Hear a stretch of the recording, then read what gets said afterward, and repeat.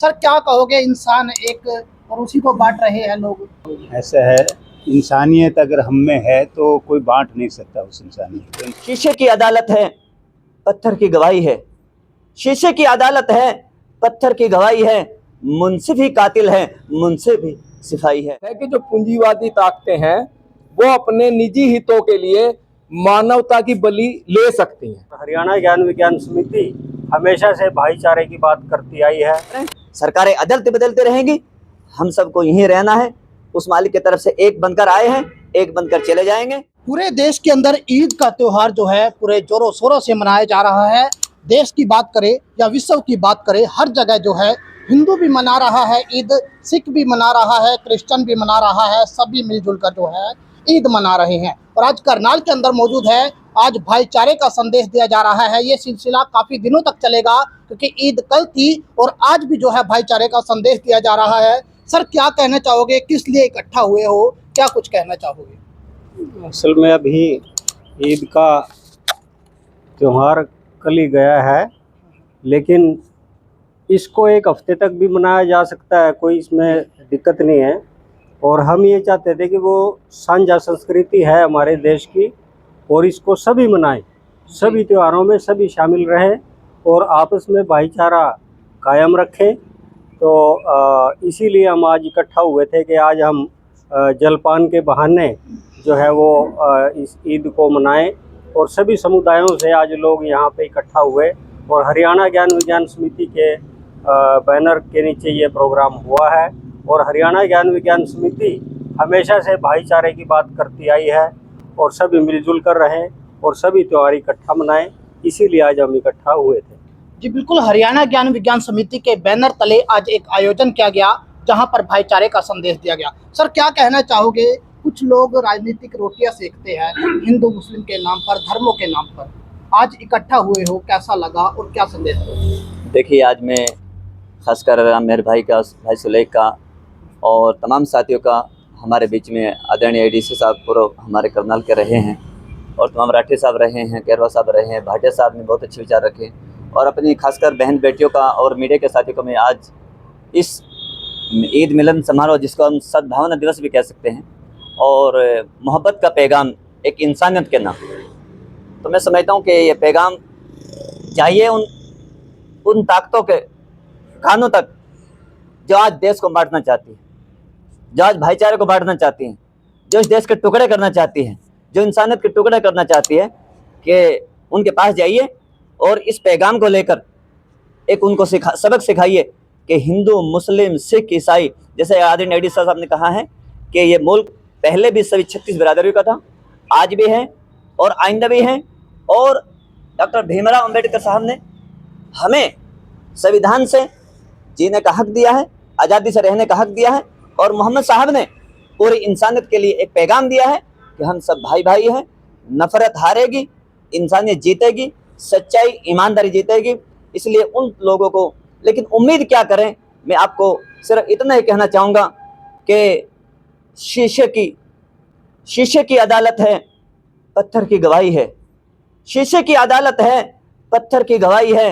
मुंसिफ ही कातिल है, मुंसिफ ही सिपाही है। उनसे उम्मीद करना, मैं समझता हूँ कि आज के दौर में जो नफरतों का बाजार है, उनसे उम्मीद इंसाफ की करना यह भी बेईमानी होगी। इसलिए मैं आपके चैनल के माध्यम से मैं आदरणीय इस देश के मुखिया से और इस देश की खासकर जना आदरणीय प्रधानमंत्री जी से और तमाम जिन्होंने आज हमारे एडी साहब ने संभल का उदाहरण भी दिया है, कि मैं चाहूँगा कि सिस्टम जो है, प्रशासन जो है, वो सरकार के इशारों पे काम ना कर करे, एक मोहब्बत, इंसानियत, भाईचारे का पैगाम देने की बात करें। सरकारें अदलते बदलते रहेंगी, हम सबको यहीं रहना है।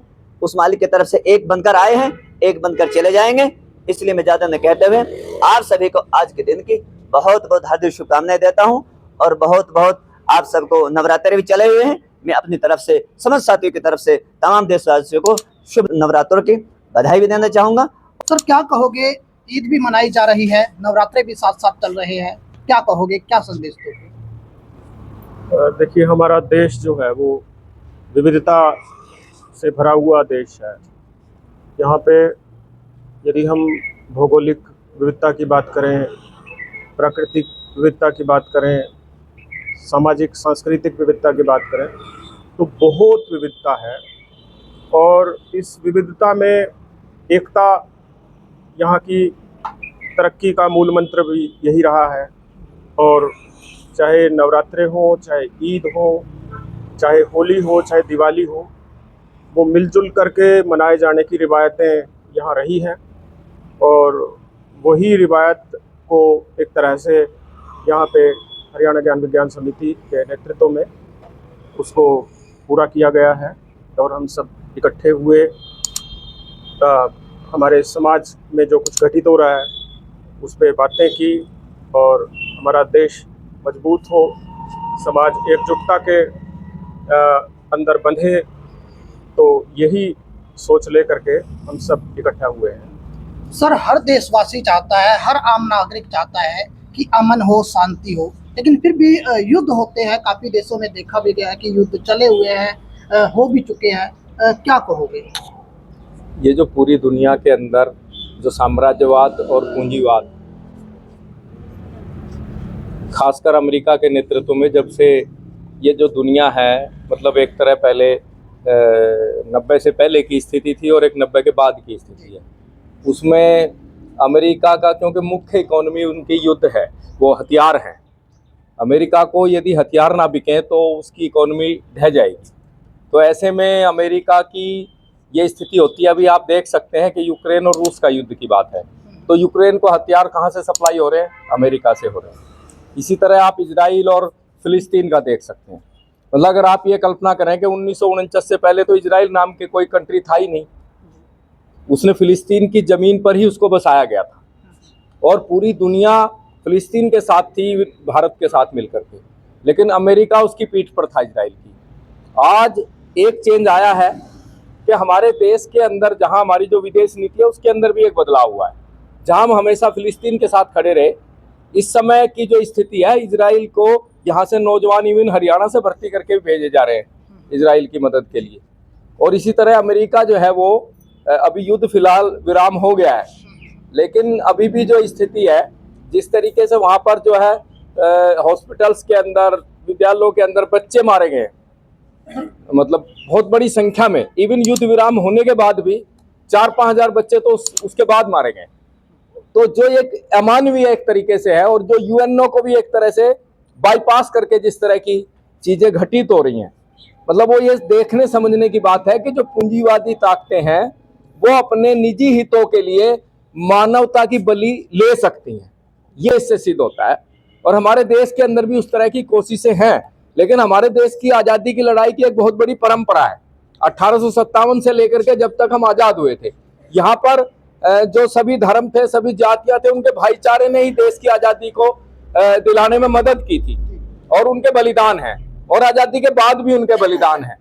पहला शहीद उस्मान था, और अब्दुल हमीद के बारे में साथी बोल भी रहे तो सबको पता है।